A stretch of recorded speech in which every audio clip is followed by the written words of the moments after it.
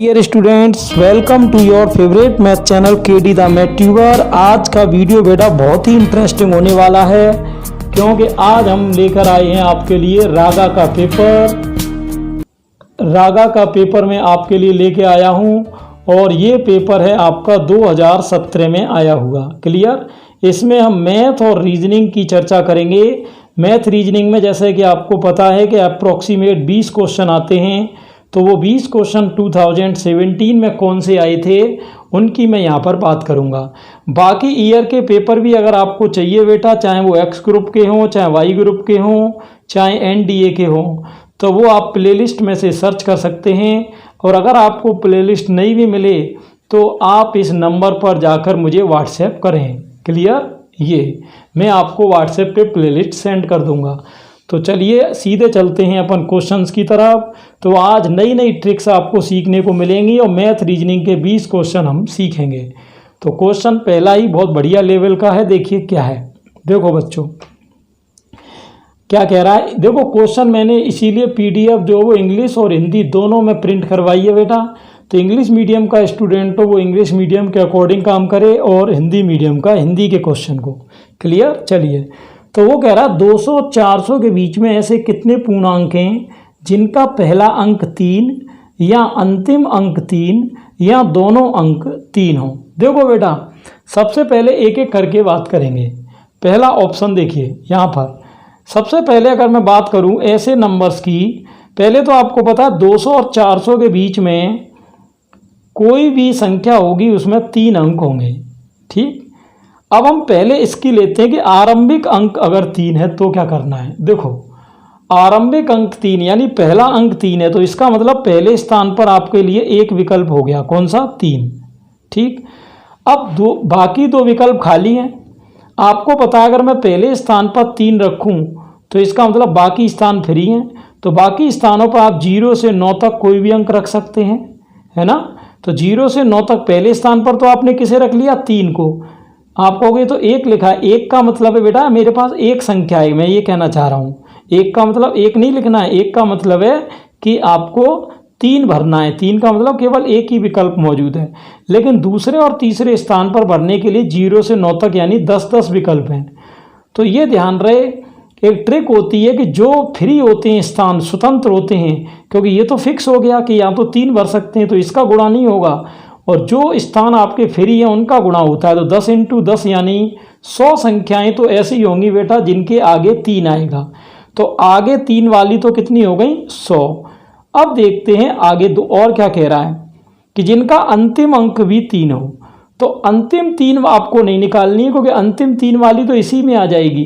क्योंकि अंतिम में आपने 0 से 9 लिया था, तो अंतिम में जिनके 3 आएगा, जैसे 363 है मान लो, 353 है, इनमें अंत में 3 आ रहा है, तो ऐसी संख्याएं तो इसी में शामिल हो गई 100 में ही। अब ये कह रहा है अथवा दोनों अंक 3 हो। दोनों अंक का मतलब आगे भी 3 और पीछे भी 3। अब हम ऐसी संख्याओं पे बात कर लेते हैं कि जिनका जैसे 3 अंक है मान लो। अब लास्ट में तो 3 आ रहा है लेकिन पहले 3 नहीं आ रहा, तो अंतिम स्थान मैंने फिक्स कर दिया। फिक्स होता है उसका गुणा नहीं होता बेटा। अब यहाँ पर आप जानते हो पहले स्थान पर मैं 200 और 400 के बीच में रख सकता हूँ। तो 200 और 400 के बीच में वही संख्या आएगी जिसमें आगे या तो 2 हो या बेटा आगे 3 हो। क्योंकि अगर आपने जैसे मान लो आगे 1 लिया तो 200 और 400 के बीच में संख्या नहीं आएगी। या मान लो आपने आगे 4 ले लिया तो 400 के आगे निकल जाएगी। तो आपको 2 और 3 ही ले सकते हैं। तो अब 3 जो आगे लेने वाली बात तो हो गई पूरी। 3 तो आपको पता है, 3 तो मैंने आगे ले लिया था, तो 3 वाली संख्याएं तो हो गई इसी में शामिल। अब पहले स्थान पर केवल हम 2 को लेंगे। ठीक, 2 को। अब क्योंकि ये भी निश्चित हो गया, ये भी निश्चित हो गया, इसलिए अब हम न तो इसका गुणा करेंगे न इसका, ये भी गुणा से बाहर हो गया। अब बीच वाले स्थान में जरूर आप 0 से 9 तक कोई भी अंक रख सकते हो। तो 0 से 9 तक कितने अंक होते हैं बेटा? 10। तो इस तरीके से आप देखोगे पहले स्थान पर भरने के लिए एक संख्या है, दूसरे स्थान पर भरने के लिए 10 संख्याएं हैं, तीसरे स्थान पर भरने के लिए एक ही है। तो 10 × 1 यानी 10 हो गया। तो 100 ये और 10 ये बेटा, ये आपका हो गया 110। क्लियर बच्चों। ये अगर आपको क्वेश्चन कम समझ में आया हो बेटा, एक बार वीडियो रिपीट करके देखना। अगला क्वेश्चन देखते हैं। अगला क्वेश्चन बेटा दूसरा एचसीएफ और एलसीएम से है। तो में से 23 है, में से का मतलब एचसीएफ आपका 23 है और ये कह रहा है दो संख्याएं हैं उनके गुणनखंड जो एलसीएम के हैं वो 13 और 14 हैं। इसका मतलब इसका एलसीएम होगा आपका 23 इंटू 13 इंटू 14। सही है। ये कह रहा है दोनों में से बड़ी संख्या कौन सी होगी। देखो बड़ी संख्या हो चाहे छोटी संख्या हो, है ना, वो उसमें जो एचसीएफ है वो दोनों में ही आएगा। एचसीएफ का मतलब कॉमन होता है, तो यानी 23 तो बड़ी में भी आएगा और छोटी में भी आएगा। लेकिन बड़ी जो संख्या होगी वो बड़े गुणनखंड को पकड़ेगी, छोटी होगी वो छोटे गुणनखंड को पकड़ेगी। तो क्योंकि यहाँ बड़ी पूछ रहा था तो 23 और 14 का गुणा कर लो, क्या हो जाएगा 14 तिया 42, हासिल 4, 14 दूनी 28 और 4 32। आप आंसर मैच करो, कौन सा है बेटा, डी ऑप्शन है। क्लियर, कौन सा आ गया, डी। ट्रिक पर हमेशा ध्यान रखें, आगे चलें। अगला क्वेश्चन भी देखो बढ़िया लेवल।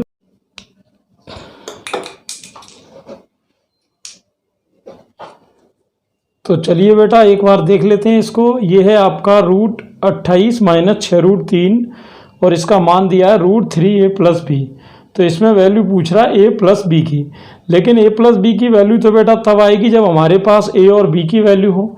तो आप लोगों ने एक फॉर्मूला पढ़ा होगा बच्चों, यहाँ मैं आपको रिपीट करा दे रहा हूँ। देखिए आप लोगों ने छोटी क्लासेज में एक फॉर्मूला पढ़ा है कि a square plus b square minus 2ab कहीं भी दिख जाए तो इसको हम बच्चों क्या लिख सकते हैं, a माइनस बी का होल स्क्वायर। ठीक, तो अब आपको जो ये दिख रहा है कि 28 माइनस 6√3 ये, तो इसको जैसा कि अपने को पता है जैसे ये 6√3 है तो इसको मैं तोड़ ले रहा हूँ 6√3 को 2 गुणा 1 गुणा 3√3 में। तो 3√3 तो हो जाएगी a की वैल्यू और 1 हो जाएगी आपकी b की, यानी हम इसे लिख सकते हैं 3√3 माइनस 1 का स्क्वायर। क्लियर, अगर आप इसका होल स्क्वायर इस फॉर्मूले से खोल के देखो तो आपको वही सेम क्वांटिटी मिल जाएगी बच्चों। ठीक है ना। चलिए अब आप इसको यहाँ रूट में रखोगे तो ये होल स्क्वायर कैंसिल हो जाएगा, यहाँ बचेगा 3√3 माइनस 1। अब वो कह रहा है इसकी कंपैरिजन बच्चों आप करो √3a प्लस बी से।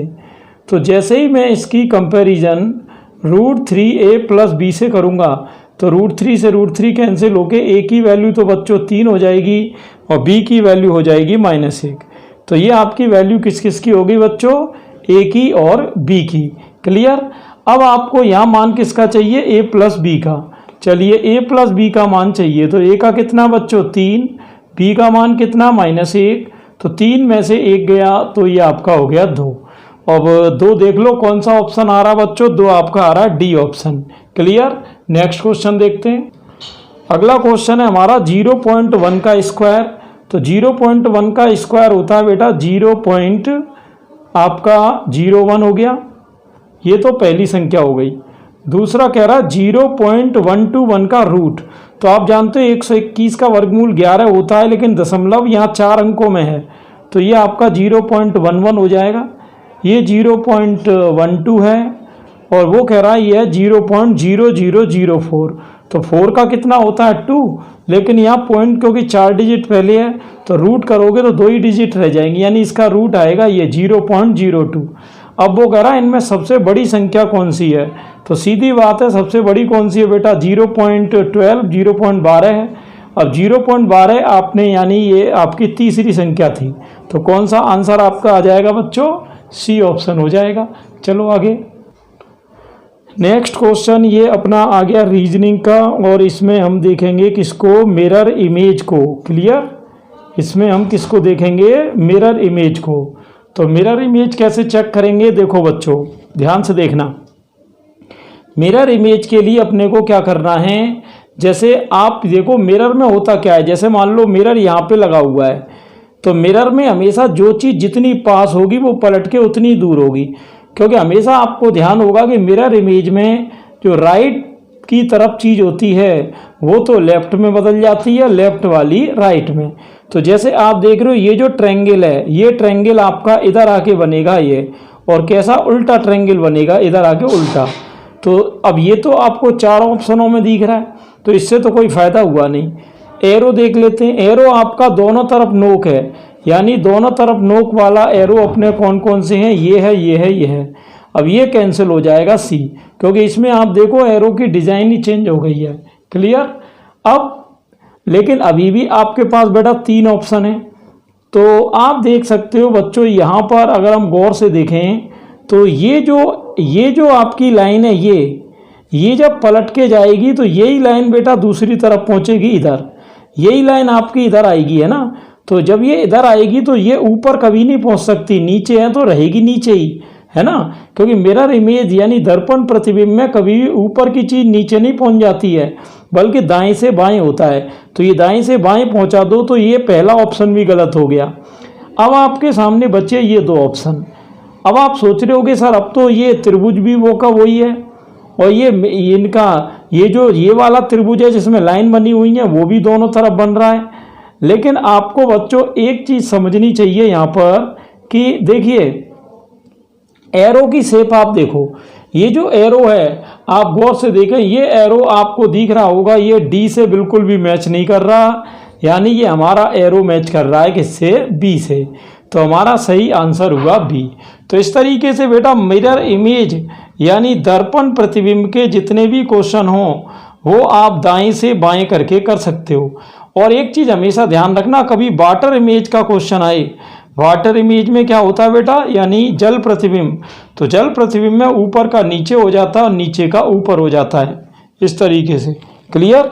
आगे चलेंगे। नेक्स्ट क्वेश्चन बेटा आपका आ गया साइड्स का, यानी घातांक और करनी का। इस क्वेश्चन में क्या है आप देख सकते हो, जैसे 8 की पावर n, 32, 2 और ये सब दे रखा है, और वैल्यू किसकी पूछी बेटा, n की पूछी है। ऑप्शन आपके सामने दिए हैं 2, 3, 4, 5। तो बच्चों इसमें है क्या, देखिए ऐसा कोई भी क्वेश्चन आए तो आप पहले इनको समान आधार में चेंज करो। जैसे 8 है तो 8 को आप क्या लिख सकते हो, 2 की घात 3, और n आपकी ये चल रही है। ये ध्यान रहे गुणा में घातें जुड़ जाती हैं, तो 32 को लिखोगे 2 की घात 5, तो 5 का 3 में हो जाएगा 15, ये इसमें ही जुड़ जाएगी। ठीक, ऐसे ही बेटा 2 की घात 4 ये है, ये भी इसी बेस में जुड़ जाएगी। आपको 2 बार लिखने की ज़रूरत नहीं है। ट्रिक समझना मैं क्या ट्रिक कर रहा हूँ, आप भी इस तरीके से आसानी से कर सकते हो। चलो आगे। 512 को आप जानते हो 2 की घात क्या लिखते हैं अपन, 2 की घात 9, और ये 2 है तो 9 दूनी 18 हो जाएगा, 2 की पावर 18 प्लस यहाँ 16 को 2 की घात 4 लिख सकते हैं, और 4 का ये 1/2, तो 2 से 4 कटेगा आपका 2 बार, ये आपका 2 हो जाएगा। क्लियर। कैसे, 16 को बेटा आप 2 की घात 4 लिखोगे, पावर 1/2 है तो ये कट के आपकी 2 की पावर 2 आएगी, लेकिन 2 बार नहीं लिखना है, आधार एक बार ही लिखना है। ये 4 दिख रहा, 4 को 2 की घात 2, इसको भी लिख सकते हैं। और ये है बेटा 64 को लिख सकते हो 2 की घात 6। अब इसको सॉल्व करो, ऊपर को अगर आप देखो तो 2 की घात हो रही 3n + 19, और नीचे बच्चों 2 की घात अगर हम करें तो 18 और 2 20, और 2 हो रही है 22। ठीक, बराबर में 2 की घात 6 हो रही है, ये वज्र गुणा हो जाएगा।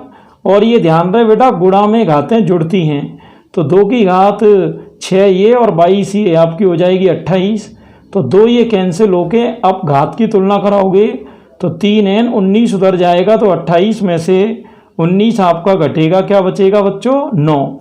3 से आप 9 को काट दो तो आपका आंसर 3 आ जाएगा। एक बार हर क्वेश्चन का रिवीजन जरूर करना। नेक्स्ट अगला क्वेश्चन देखिए आपके सामने। हर क्वेश्चन बेटा इंग्लिश में भी प्रिंट है और हिंदी में भी प्रिंट है। आप आराम से अगर इंग्लिश मीडियम के स्टूडेंट हैं तो इंग्लिश के हिसाब से सॉल्व कर सकते हैं, हिंदी के हो तो हिंदी के हिसाब से सॉल्व कर सकते हैं। चलिए ठीक है। ठीक, तो देखते हैं इसमें इंग्लिश मीडियम वालों के लिए अब मैं थोड़ा सा ये ऑप्शन के चक्कर में थोड़ा ऊपर कर ले रहा हूँ इसको। देखो अब क्वेश्चन समझ लेना। 14 छात्राओं और उनकी एक शिक्षिका की औसत आयु 15 वर्ष है। इसका मतलब जो 14 स्टूडेंट हैं और एक टीचर है, इनकी आयु का टोटल हो जाएगा 15। देखो 14 ये और एक टीचर यानी 15 लोग हो गए, तो 15 × 15 यानी 225 हो गया। अब ये कह रहा है अगर शिक्षिका की आयु को हटा दें तो औसत में एक की कमी हो जाती है, यानी केवल अगर लड़कियों को लें तो औसत वगैरह 14 होता है, और लड़कियां भी कितनी थी 14। इसका मतलब 14 × 14 हो गया 196। तो सभी लड़कियों की मिला के आयु कितनी हो रही है 196। और ये आपका टीचर का चल ही रहा है बराबर 225। देखो बिना पेन चलाए एक एक लाइन में क्वेश्चन हो रहे हैं बेटा। तो 225 में से 196 घटाएंगे तो ये 29, यानी जो टीचर है वो आपकी कितने साल की है, 29 की। क्लियर बच्चों, आगे चलेंगे। अगला क्वेश्चन बेटा फिर से आ गया आपके सामने मिरर इमेज का। ठीक है, ये भी बेटा किसका क्वेश्चन आ गया, मिरर इमेज यानी दर्पण प्रतिबिंब। दर्पण प्रतिबिंब में मैंने बताया था राइट का तो लेफ्ट हो जाता है और लेफ्ट का राइट, यानी दायां तो बाएं में पहुंच जाएगा, बायां दाएं में। कैसे पहुंचेगा, यहाँ से इसको समझो। जैसे ये आपका डायग्राम है, अब आप देख रहे हो ये एरो जो उधर की साइड है वो आपका एरो किधर आएगा, इधर की साइड, है ना, इस तरीके से। तो अब देखो एरो इधर की साइड कौन कौन से ऑप्शन में है, पहले में है और डी में है। तो बी और सी की पिक्चर तो शुरू में ही पिट गई। अब बचे बच्चों कौन से, ए और डी। ट्रिक को थोड़ा ध्यान से समझो। अब आप इस एरो को देखिए, ये एरो जो आपको यूं दिख रहा है, जब आप इसको, ये अभी किधर है, ये लेफ्ट साइड में है, तो ये जब इस जेड के इधर राइट साइड में आएगा तो आप देखो यहाँ भी ये राइट साइड में बन रहा है और इधर भी राइट साइड में। इसका मतलब अभी भी ए और डी दोनों मैदान में बने हुए हैं। क्लियर बच्चों ये। अब चलिए बात कर लेते हैं किसकी अपन, और अब इस एस की बात करेंगे। जैसे ये एस आपको दिख रहा है, ये एस, तो आप देख रहे हो यहाँ में मैंने क्या कहा, राइट की चीज़ लेफ्ट में हो जाती है, तो जो एस है बेटा वो भी क्या होगा, उल्टा होगा, यानी वो भी आपका कुछ इस तरीके से बनेगा, है ना ये। तो अब आप ये देखो बच्चों कि ऐसा एस आपको, जैसे ये अभी आप देखो ये ऊपर की साइड है तो ये नीचे नहीं आएगा, बस वहीं के वहीं पलट जाएगा, वहीं के वहीं। तो आप देखो यहाँ तो गड़बड़ हो रही है, एस तो लगभग इसी जैसा दिख रहा है, लेकिन ये एस जो है वो इधर का इधर आया है, यानी हमारा आंसर कौन सा होगा, डी। तो ऐसे क्वेश्चन बेटा प्रैक्टिस से ही आते हैं, इनका कोई फॉर्मूला नहीं होता।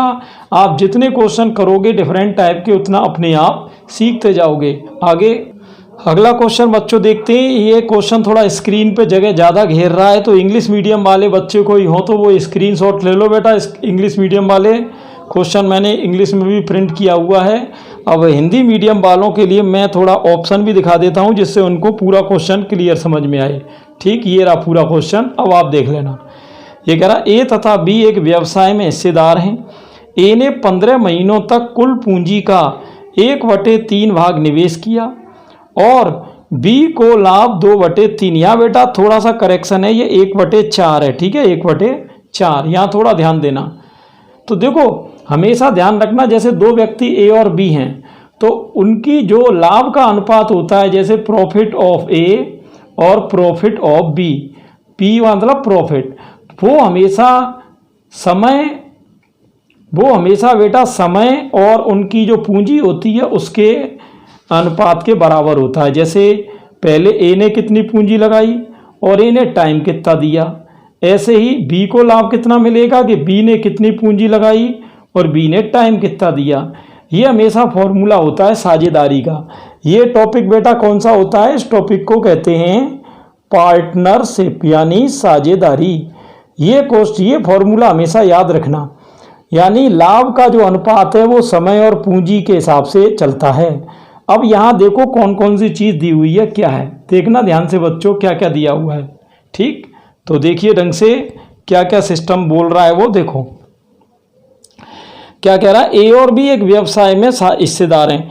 ए ने 15 महीनों तक पूंजी लगाई, यानी देखो जो जो चीज़ मिलती जाएगी मैं वो रखता जाऊंगा। तो टी ए का मतलब ए की जो समय है वो हो गई 15 महीने। सही है ये, चलिए ठीक है। आगे क्या कह रहा है ये कि 15 महीनों तक कुल पूंजी का 1/4 भाग निवेश किया, किसने, ए ने। तो ए ने बेटा 1/4 पूंजी लगाई है, इसका मतलब बी लगाएगा 3/4 पूंजी। ठीक, एक में से 1/4 जाएगा तो 3/4। आगे बी को लाभ 2/3 का प्राप्त हुआ, यानी 2/3 का मतलब है कि कुल अगर 3 लाभ हुआ है उसमें से 2 मिला है बी को, तो इसका मतलब 2 लाभ अगर बी को मिला है तो 1 किसको मिलेगा, ए को। और कह रहा है बी की पूंजी का उपयोग कितने समय तक हुआ, यानी बी का समय पूछा है, यानी बी का टाइम पूछा है ये। तो देखना कैलकुलेशन कैसे करेंगे, 4 से 4 कट रहा है बेटा, 3 से 15 आपका 5 बार कट रहा है, क्रॉस मल्टीप्लाई करोगे तो ये 5 का 2 में हो जाएगा वज्र गुणा, तो ये टी बी यानी बी का टाइम हो जाएगा अपना 10 महीने। 10 महीने देखो कोई ऑप्शन है क्या? ऑप्शन आपको दिख रहा होगा सी। तो ये फॉर्मूला बेटा पार्टनरशिप में जरूर याद रखना, इसको भूलने की जरूरत बिल्कुल भी अपने को नहीं है। आगे चलेंगे। अगला क्वेश्चन कह रहा है बेटा x% of y plus y% of x किसके इक्वल है इनमें से? तो देखो x% ऑफ y का मतलब हो गया xy%, ठीक, प्लस y% ऑफ x, इसका मतलब आपका हो गया yx%। अब ये आपको जोड़ लेंगे तो xy और xy क्या हो जाएगा? 2xy%। तो ये देखो 2 और परसेंट xy के साथ कौन से ऑप्शन में है? पहले ही ऑप्शन में है। तो इस तरीके के क्वेश्चन तो बेटा बिल्कुल आसान होते हैं, आपको ज़्यादा टाइम इसमें ख़राब नहीं करना है। और जो भी टाइम इसमें बचे, जैसे आपने ये क्वेश्चन 5 सेकंड में कर लिया तो इससे आपको बचे 30 सेकंड, उसका यूज आप जो है किसी हार्ड क्वेश्चन में कर सकते हो, है ना। चलो आगे। अगला क्वेश्चन बेटा बहुत ही बढ़िया क्वेश्चन है, ये है आपका किसका? मिश्रण का, एलिगेशन का। क्या कह रहा है? 1 type of liquid contains 20% of water. देखो आप हिंदी में भी पढ़ सकते हैं, कोई ज़रूरी नहीं है इंग्लिश मीडियम के हो तो इंग्लिश मीडियम में पढ़ो, हिंदी में है तो आप हिंदी का क्वेश्चन देखो। जैसे ही कह रहा पहले टाइप के में तो 20% पानी है। देखो ये पहला बर्तन है, इसमें 20% क्या है? पानी। दूसरा जो बर्तन है उसमें है 35% पानी, ठीक, 35%। समझना बात को। अब ये कह रहा पहले प्रकार के द्रव में से 10 भाग दूसरे प्रकार के द्रव में से 4 भाग लेकर एक गिलास में भरे जाते हैं, ठीक है। यानी पहले में से तो कितना ले रहे हैं? 10, और दूसरे में से कितना ले रहे हैं? 4, ठीक है। तो ये कह रहा है कि उस गिलास के मिश्रण में पानी की प्रतिशत मात्रा ज्ञात कीजिए। किसकी? पानी की। तो देखो बच्चों इसमें करना क्या है, आप ये देखो पहले में कितना पानी था? 20%, उसमें से आपने कितना लिया है? 10। तो ये हो गया आपका 20 का तो हो गया 10%। चलो ठीक है, प्लस दूसरे में से आपने 35% में से 4 ले लिया, तो 35 का हो गया बच्चों 4%। और अपॉन में टोटल भाग लेते हैं तो टोटल कितना था? पहले में से 10 लिया, दूसरे में से 4, तो नीचे हो गया आपका 14। तो यहाँ अपन देखें तो ये 20 और 10 कितना हो गया? 200, तो ये हो गया। और 35 और 4 135 का इंटू 4 में 140 ही हो गया। बटे में आपका 14 चल रहा है, परसेंट आपकी कॉमन ले ली मैंने। कैलकुलेशन देखना, ये आपका हो गया 340 बटे 14%। आप 2 से ऊपर नीचे का काट दो तो ऊपर हो जाएगा 170 और नीचे हो जाएगा 7। 7 का भाग 170 में देंगे, कितनी बार जाएगा? 7 दूनी 14, बची आपकी 3, 30 हो गए, 7 चौके 28, बची 2, 24 सही 2/7%। तो जो मैंने ट्रिक लगाई है बेटा वो तो बात समझ लो एक बार। देखो मैंने क्या किया, पहले में 20% पानी था उसमें से 10 लिया, दूसरे में 35% था उसमें से 4 ले लिया, ये ले लिया 4, और बटे में कुल लेते हैं तो कुल कितना हो गया था? 10 ये और 4 ये, तो कुल हो गया था 14। तो आपने क्या किया, 20 का 10 में 200, 35 चौके 140 जोड़ के ये 2 से काट दिया, आंसर ये आ गया। तो ऐसे क्वेश्चन ट्रिकी आपको बहुत ही अच्छे तरीके से करने बेटा, और कम टाइम में करने। आगे चलें। इंग्लिश मीडियम के स्टूडेंट हैं, एक बार स्क्रीनशॉट ले लो क्वेश्चन का, फिर मैं हिंदी मीडियम के क्वेश्चन पे चल रहा हूँ। क्या कह रहा है? A man sold an article, loss of 20%। Loss यानी हानि कितनी हो रही है बेटा? 20% की हो रही है। अब देखो क्या कह रहा है ये, अब थोड़ा समझना, मैं ऑप्शन भी आपके इसके दिखा देता हूँ। ऑप्शन क्या है देखो, हाँ तो देखो ये कह रहा है एक व्यक्ति किसी वस्तु को 20% की हानि पर बेचता है, ठीक है। यदि वह इसे 12 रुपये अधिक मूल्य पर बेचता तो उसे 10% का लाभ होता। यानी पहले वो बेच रहा है 20% की हानि पर। 20% की हानि का मतलब है कि पहले 100 की चीज़ वो कितने में बेच रहा है? 80 में, ठीक। 100 की चीज़ बेच रहा है कितने में? 80 में। चलो ठीक है। फिर वो कह रहा बाद में अगर वो 20% हानि पर ना बेच के 10% के लाभ पर बेचे। 10% के लाभ का मतलब हुआ यहाँ पर कि 100 की चीज़ 110 में, 100 की चीज़ कितने में? 110 में। तो यहाँ अगर परसेंट के हिसाब से हम देखें तो ये हमारा अंतर कितना आ रहा है बेटा? 30%। जबकि रुपए में जो अंतर आ रहा है वो कितने का आ रहा है, 12 रुपए का। तो ट्रिक देखना ध्यान से, तो 1% का मान इसका मतलब आ रहा है 12/30। इसको आप 6 से काट सकते हो, तो 6 दूनी 12 और 6 पंजे 30, 2/5। पूछ क्या रहा है, क्रय मूल्य पूछ रहा है बच्चों, क्रय मूल्य। क्रय मूल्य का मतलब होता है 100%। तो कोई दिक्कत नहीं, ये जो 2/5 निकल के आया 1% का मान, इसमें 100 का गुणा कर दो तो कितना हो जाएगा, 5 से ये 100 आप 20 बार काटोगे, 20 दूनी 40 रुपये हो जाएगा। 40 रुपये ऑप्शन देखो है क्या है बेटा। यहाँ एक चीज हमेशा ध्यान रखना बच्चों कि जो ये अंतर आया था, देखो अंतर कैसे आया, पहले तो 100 की चीज़ वो बेच रहा था 80 में, यानी 20 कम में बेच रहा था, और फिर 100 की चीज़ 110 में, तो अंतर कितने का हो गया, अंतर हो गया आपका 30 का। इस तरीके से आप डायरेक्ट घटा भी सकते हो, इसमें कोई ज़्यादा बड़ी चीज़ नहीं है। चलो आगे, अगला क्वेश्चन बेटा फिर से अपना आ गया मिरर इमेज का। मिरर इमेज, देखो ये जो इस तरीके के क्वेश्चन होते हैं इनको बेटा कहते हैं नॉन वर्बल रीजनिंग, यानी अशाब्दिक तर्क शक्ति परीक्षण। तो इसमें मिरर इमेज का क्वेश्चन बहुत ज़्यादा पूछा जाता है। मैंने मिरर इमेज में बताया कि अगर मिरर कोई लगा दे तो आपको करना कुछ नहीं है। अगर जैसे मान लो कोई चीज़ बाईं तरफ जा रही है तो मिरर अगर आप लगाओगे तो वो दाईं तरफ चली जाएगी, बस इतना समझना है। तो जैसे आप देख रहे हो, अब इसमें देखो सारे ऑप्शन मिलते जुलते हैं, इसलिए थोड़ा सावधानी रखना। जैसे आप देख रहे हो ये जो आपकी नोक है अभी ये राइट साइड में जा रही है, लेकिन मिरर लगाते ही ये लेफ्ट में आएगी, तो सारी नोक लेफ्ट में ही है। चलो ठीक है, इससे तो कोई फायदा नहीं हुआ। आप देख रहे हो यहाँ एक त्रिभुज बन रहा है इस तरीके से, ये तो ये त्रिभुज उधर जाके भी बनेगा बेटा इस तरीके से, ये ऐसा त्रिभुज इधर बन जाएगा उल्टा इधर आके। तो ऐसा त्रिभुज देखो किस में बन रहा है, ऐसा त्रिभुज बन रहा है बेटा, एक तो सी में बन रहा है और एक बन रहा है बेटा ऐसा त्रिभुज डी में। अब ये जो त्रिभुज है यहाँ नहीं बन रहा क्योंकि बीच में से ये कट रहा है, तो देखो 2 ऑप्शन तो गए, ऐसे ऑप्शन काटने पड़ते हैं। अब आपको सी और डी में से टिक करना है, या तो आपका आंसर बच्चों सी है या आपका आंसर डी है।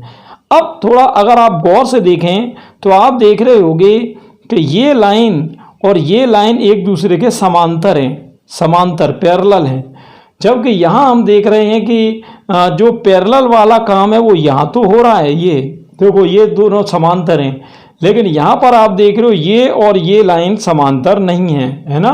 तो इसका मतलब ये सी कट जाएगा और हमारा final and full final answer D आ जाएगा। तो अगला क्वेश्चन देखते हैं बच्चों। अगला क्वेश्चन फिर से वही अपना मिरर इमेज का है। मिरर फिर से आ गया, दर्पण लगा दो, दर्पण फिट कर दो, कोई दिक्कत है नहीं। तो दर्पण में क्या है, वही चीज़ है अपनी कि बाईं ओर अगर कोई चीज़ जा रही है तो वो दाईं ओर हो जाएगी। तो चलो जल्दी से बताओ आंसर बेटा कौन सा होगा। कोई भी नया क्वेश्चन आए आप एक बार पॉज करके 20 सेकंड के लिए खुद से प्रैक्टिस किया करो और ये देखा करो कि हर क्वेश्चन 20 सेकंड में हो रहा है कि नहीं, क्योंकि बच्चों जब आप यहाँ 20 सेकंड में करोगे तब जाके वो क्वेश्चन आप 30 सेकंड में कर पाओगे, है ना। चलिए तब एग्जाम में जाके 30 में होगा जब यहाँ आपकी 20 सेकंड की प्रैक्टिस होगी। तो एक बार वीडियो को पॉज करके बीच बीच में क्वेश्चन खुद जरूर सॉल्व किया करो, ये नहीं कि केवल मैं ही वीडियो को करा रहा हूँ। चलिए ठीक है आगे चलते हैं। तो देखते हैं मिरर इमेज बच्चों क्या होगी ये, सॉरी चलो करो स्टार्ट।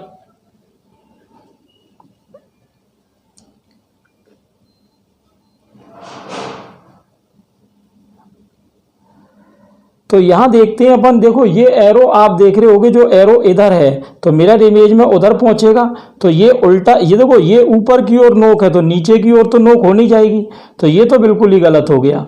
तो हमारा, और यहाँ एरो इधर आया नहीं तो ये डी भी गलत हो गया। अब हमारा यहाँ तो आंसर सी है, यहाँ बी है। अब आप ध्यान दे लो किस पर, अब आप इसको देख लो, ये इधर चला जाएगा तो आप देख रहे हो सी में भी इधर है और बी में भी इधर है, तो इससे तो कोई दिक्कत नहीं हुई, दोनों ठीक हैं।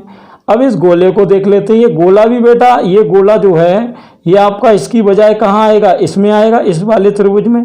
तो इन दोनों में भी वो इसी त्रिभुज में है, लेकिन यहाँ आप देख रहे हो कि इस ये गोला जिस त्रिभुज में था बच्चों, ये उसमें वो त्रिभुज बीच में से कट नहीं रहा था, तो यही त्रिभुज तो इधर पलटेगा आके। तो आप देखोगे कि ये जो ऑप्शन है इसमें ये गोला जिस त्रिभुज में है उसको बीच में कट रहा है, इसका मतलब सी इस बेसिस पे गलत हो जाएगा और हमारा आंसर बी आएगा। तो ये था बेटा मिरर इमेज का शानदार क्वेश्चन। आगे चलते हैं। अगला क्वेश्चन बेटा आ गया आपका घड़ी का, क्लॉक का। बहुत ही अच्छा क्वेश्चन है बेटा। ऐसे क्वेश्चन में बच्चों ज़्यादातर कंफ्यूज हो जाते हो आप लोग। मैं आपको बिल्कुल सिंपल ट्रिक बताऊंगा, ध्यान से देखना। ये कह रहा है एक घड़ी प्रत्येक 1 घंटे में 5 मिनट बढ़ जाती है। 5 मिनट बढ़ने का मतलब है यानी 1 मिनट में वो चलनी चाहिए 60 मिनट की दूरी, लेकिन वो चल रही है 65 मिनट की। यही बात तो है, क्योंकि 5 मिनट ज़्यादा टाइम बता रही है। यानी बाकी घड़ियां जहां 60 मिनट का टाइम दे रही हैं, वहीं हमारी जो गलत घड़ी है वो 1 घंटे में 65 मिनट का टाइम दे रही। तो ये कह रहा है सेकंड की सुई 1 मिनट के अंदर कितने कोण के बराबर चक्कर लगाएगी। कोण कभी भी पूछा हो बच्चों तो 360 डिग्री से हमेशा गुणा कर दो। चलो अब इसको थोड़ा सॉल्व करके देखते हैं। इसको 5 से काट दें। 5 से ये 13 बार कट रहा है, ये 12 बार। 12 से इसे काटेंगे बेटा तो ये 30 बार हो जाएगा। तो 13 का 30 में गुणा करोगे तो ये बच्चों आपको कितना मिल रहा है, 390 डिग्री। ऑप्शन चेक करो कोई है क्या, सी ऑप्शन है। क्लियर, आगे चलते हैं। अगला क्वेश्चन बेटा हमारा आ गया ब्लड रिलेशन का। किसका आ गया, ब्लड रिलेशन, रक्त संबंध का। तो चलिए देखते हैं ऐसे क्वेश्चन को कम से कम टाइम में बच्चों कैसे करते हैं। ये कह रहा है एक आदमी से अपने पति का परिचय करवाते हुए एक महिला ने कहा कि उसके भाई के पिता, ठीक है, उसके भाई के पिता यानी उस व्यक्ति के भाई के पिता। तो व्यक्ति के भाई के पिता का मतलब हो गया व्यक्ति का पिता, ठीक। मेरे दादा के इकलौते बेटे हैं। अब जो महिला है उसके दादा का इकलौता बेटा कौन हुआ बेटा, बताओ। ये कह रहा है भाई उसके भाई के पिता यानी व्यक्ति के भाई के पिता का मतलब व्यक्ति का पिता, और मेरे दादा के इकलौते बेटे यानी दादा का इकलौता बेटा कौन होता है, दादा का इकलौता बेटा होता है पिता, है ना। ये तो कहने का मतलब वो ये कहना चाह रही है कि उसके भाई के पिता मेरे पिता हैं। तो इसका मतलब ये हुआ कि वो लड़की उसकी कौन है, सिस्टर है, बहन है। क्लियर बच्चों, बिल्कुल आसान है, दोबारा समझ लो। देखो एक आदमी अपने पति को इंट्रोडक्शन दे रही है ना, क्या कह रही है कि उसके भाई के पिता यानी व्यक्ति के भाई के पिता का मतलब व्यक्ति का पिता, और वो कह रहा मेरा भी पिता है, यानी जो उस व्यक्ति का पिता है और जो महिला परिचय दे रही है उसका पिता है, ये दोनों पिता समान हैं, एक ही व्यक्ति हैं। तो इसका मतलब ये हुआ कि ये व्यक्ति इस महिला से किस तरह से रिलेटेड होगा, बहन, सिस्टर के हिसाब से। चलिए अगला देख लेते हैं। देखो बेटा बहुत शानदार क्वेश्चन आ गया। ये जो क्वेश्चन है इसको कहते हैं coding decoding, coding plus decoding, ठीक है। कोडिंग डिकोडिंग का क्वेश्चन है। अब इसमें होता क्या है देखिए, जैसे ये कह रहा कम बैक सून को, ये कह रहा 943 लिखा है। कम बैक सून को बच्चों क्या लिखा है, 943। यहाँ दोबारा मैं साफ साफ लिख दे रहा हूँ, कम बैक सून, इसको क्या लिखा है 943। और ये कह रहा soon here all, soon here all, इसको क्या लिखा है 412, 412। और come all, come all, come all को बच्चों क्या लिखा है 29। और पूछ किसका रहा है बच्चों, ये पूछ रहा है हियर का। चलिए देख लेते हैं हियर का कैसे निकलेगा, है ना। यहाँ थोड़ा ध्यान से देखना। आप देखो पहले कम बैक सून और सून हियर ऑल में कौन कॉमन है, सून कॉमन है। तो जो कॉमन है वो अपने साथ कॉमन को काट देगा यानी 4 को। इसका मतलब सून का तो कोड हो गया 4, सून का कितना हो गया 4, यहाँ लिख लो चलो, सून का हो गया 4। अब इसको और इसको देखें तो इसमें कॉमन है ऑल, और यहाँ संख्या में कॉमन है 2, तो ऑल का मतलब क्या हो गया बेटा 2, ठीक। अब ये कह क्या रहा था कि यहाँ पर इसने क्या कहा था कि हियर, हियर का पूछा है। तो ये देखो सून और ऑल तो कट गए, यहाँ 4 और 2 कट गए, तो हियर का बच्चों कौन बचा 1, ऑप्शन हो जाएगा पहला। आगे अगला क्वेश्चन बेटा सीरीज का आ गया 2, 5, 10, 17, 26, 37, 50। वो कह रहा है इनमें से कौन सा आंसर अपना सही है। ऑप्शन आपके सामने हैं। इनका डिफरेंस देखो, 2 और 5 में कितने का अंतर है, 3 का। 5 और 10 में बच्चों 5 का, 7, 9, 11, और 13। तो ये देखो 3, 5, 7, 9, 11, 13 ये सब क्या है, विषम संख्याएं हैं। तो अगली 13 के बाद विषम कौन सी आती, 15। तो 50 और 15 को आप ऐड करोगे तो अपना पहला ही ऑप्शन आ जाएगा, कौन सा, 65। क्लियर बच्चों, ये कोई प्रॉब्लम आ रही बेटा? चलिए ठीक है, तो ये अपने बेटा हो गए क्वेश्चन क्लियर। यहाँ अगला चलते हैं। अगला क्वेश्चन क्या है, 5 जिलों के एक समूह में अकबरपुर फतेहपुर से छोटा है, धनबाद पलामू से बड़ा है, और इस तरह का क्वेश्चन है। इंग्लिश मीडियम वाले इंग्लिश में अपना पढ़ लेना। तो ये कह रहा विच डिस्ट्रिक्ट इज बिगेस्ट, सबसे बड़ी डिस्ट्रिक्ट पूछी है। चलो एक एक करके देखो। ये जो टॉपिक है, इस टॉपिक को रीजनिंग में कहते हैं रैंकिंग। रैंकिंग यानी क्रम परीक्षण। अब ये रैंकिंग कैसे हो रही है देखो। ये कह रहा अकबरपुर फतेहपुर से छोटा है, यानी फतेहपुर को रखो ऊपर और अकबरपुर को रखो नीचे। अब कह रहा धनबाद पलामू से बड़ा है। अभी धनबाद और पलामू की यहाँ कोई बात नहीं हो रही, अभी इसको रहने दो। बाराबंकी फतेहपुर से बड़ा है, तो बाराबंकी को रख दो फतेहपुर से ऊपर, ठीक, फतेहपुर से ऊपर। लेकिन कह रहा किंतु इतना बड़ा नहीं है जितना पलामू, इसका मतलब पलामू इस बाराबंकी से बड़ा है।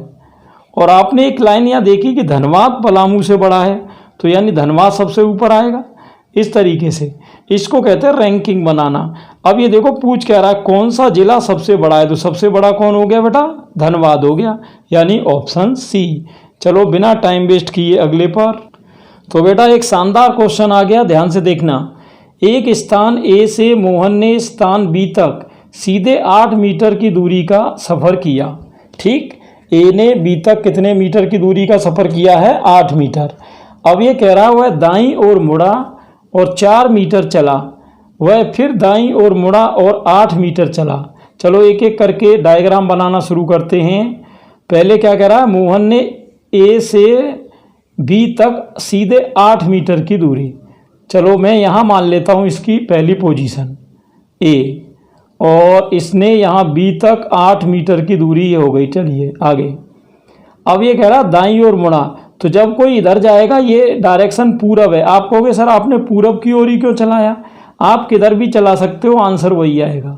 अब जो इधर जाएगा उसका दायां हाथ बेटा किधर होगा, इधर की साइड। तो इधर वो कह रहा 4 चला, फिर दाईं ओर मुड़कर 8। अब जो इधर की ओर दक्षिण की ओर देखेगा उसका दायां हाथ इधर होगा, इधर 8 का मतलब हो गया यहाँ इस स्थान के बिल्कुल नीचे आ गया। अब ये कह रहा वह अब प्रारंभिक स्थान से कितनी दूरी पर है, तो ये दूरी पूछी है, ये दूरी बेटा, तो ये दूरी 4 है, तो आपको पता ही है ये भी 100% 4 ही हो गई। कौन सा आ गया, डी ऑप्शन आ गया बच्चों। तो ये था वीडियो, शानदार वीडियो रागा के क्वेश्चंस का, और 2017 का मैंने आपको ओरिजिनल जो पेपर है वो ज़्यादा से ज़्यादा बिल्कुल एक्यूरेट कराने की कोशिश करी है। ऐसे ही और भी आपको पेपर चाहिए तो 2011 से 2020 तक के पेपर की पूरी प्लेलिस्ट अपने चैनल के इंटरफेस पर मौजूद है, वहां जाके आप वो सारे वीडियोस बच्चों देख सकते हो। और अगर आपको प्लेलिस्ट नहीं भी मिले तो मुझे इस नंबर पे आप व्हाट्सएप करें, मैं बच्चों आपको वो पूरी वीडियो शेयर कर दूंगा। क्लियर स्टूडेंट्स, तो आई होप ये वीडियो आपको पसंद आया होगा। आप इसकी एक बार प्रैक्टिस दोबारा से लगाएं, और अगर कोई क्वेश्चन समझ में नहीं आए तो बेटा वीडियो को रिपीट करें और बाकी बच्चों को भी इसको ज़रूर शेयर करें। Thanks for watching.